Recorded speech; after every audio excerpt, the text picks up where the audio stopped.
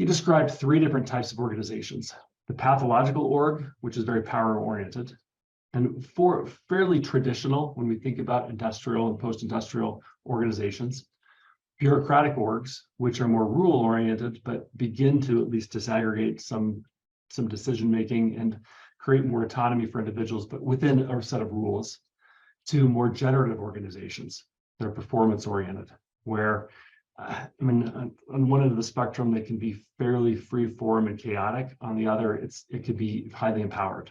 Michael, can I add something, please? Oh, please. I had discussion with Ron Westrom on Saturday about this chart. I wanted to really get his insights on what he was thinking. And the reason why I'm involved in this is because we are using Google Cloud, at least moving to Google Cloud, and Google espouses this model for their culture, particularly in DevOps.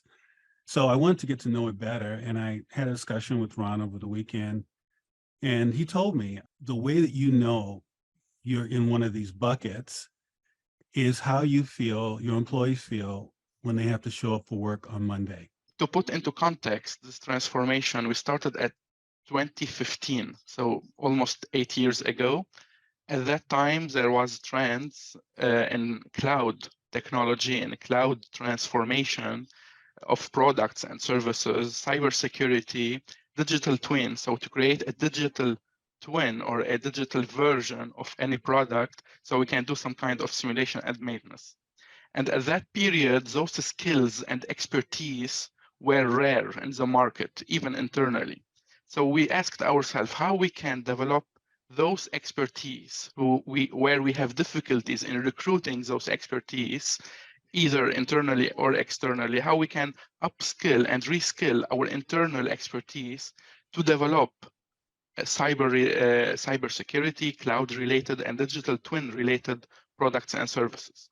What we did was we went straight to the source, to leadership, to all employees, to be able to find out where it hurts the most. And what Rashad and I developed was this pain point analysis. And you're looking at a knowledge architecture on the screen here, which is a reflection of where you would want the communities to be able to grow and flourish. Because most of these communities had activity in kind of a vertical sense, but we also created the ability for sister communities. And you can see the relationships. During the pain point analysis, we want to understand where communities, these individual circles are individual communities of practice that are global in nature to overcome major obstacles and barriers around the world, and they're problem solving in nature. But you can see the connectivity between those, so that where these sister communities need to be able to, when the business opportunities arise, to be able to relate to each other and break through their boundaries and barriers. So we enabled this within the community structure that we created. So since we have that solid reference model to our expertise and skills, independent of the structure of the teams or the product itself, we know our core knowledge. So we relied on that reference model to move and to build the future company of GE Vernova, where it's responsible of any energy solutions. So having a rigorous and systematic approach to building a learning organization based on capabilities and what we know what to do is very critical to facilitate any transition or spin-off or merger acquisition in the future. Yeah, you know what's interesting, Rashad, is that I do a lot of pro bono presentations like you do, Rashad, and I talk to groups, and they'll come in and they'll say, today, when they recognize, we have an article that it defines these different maturity models.